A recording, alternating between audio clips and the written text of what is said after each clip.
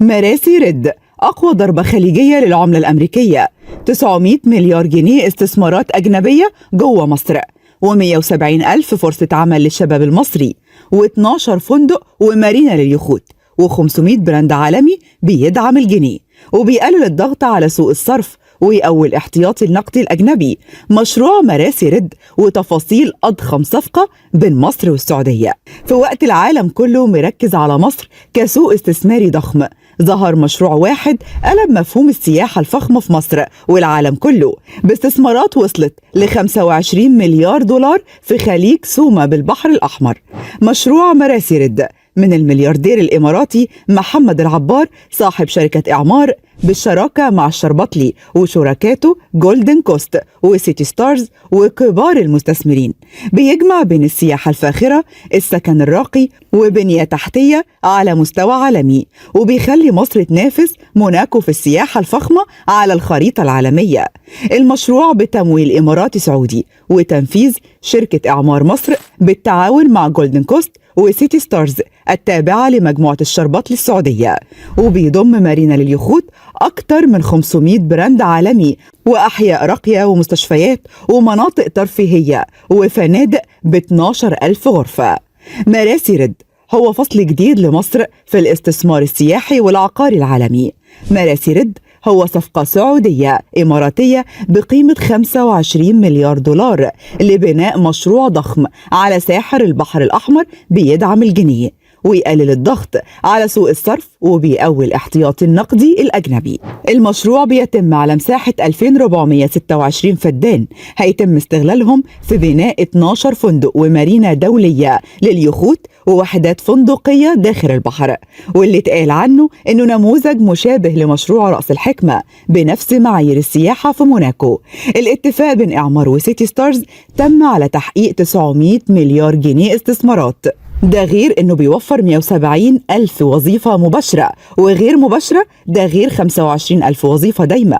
ولو حابب تكون من سعداء الحظ وتعيش في موناكو المصرية وتلحق واحدة في مراسي رد، لازم تعرف أسعارها واللي بتبدأ من 11 مليون جنيه كاش. سعر الشقة من أوضة واحدة 65 ل 88 متر بيوصل ل 11 مليون جنيه كاش، ولو هتقسط يبقى تقسط على 7 سنين، يبقى السعر بيوصل ل 14 مليون جنيه. أما بقى سعر الفيلا الكبيرة اللي مساحتها بين 455 و 647 متر بيوصل ل 77 مليون جنيه كاش، وممكن يوصل ل 95 مليون جنيه في حالة التقسيط على 7 سنين.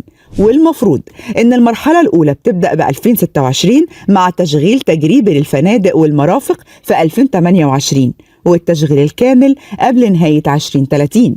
مشروع مراسي رد من مجموعة إعمار مش مجرد مدينة، ده استثمار خليجي كبير جدا على أكتر من 10 مليون متر مربع في قلب خليج سوما بالبحر الأحمر، وده أول توسع لإعمار في المنطقة بعد نجاحها الكبير في الساحل الشمالي والقاهرة وزايد. لكنه تاني توسع مجموعة الشربطلي اللي مملوكة لرجل الأعمال السعودي حسن الشربطلي نائب رئيس مجلس إدارة شركة سيتي ستارز في البحر الأحمر.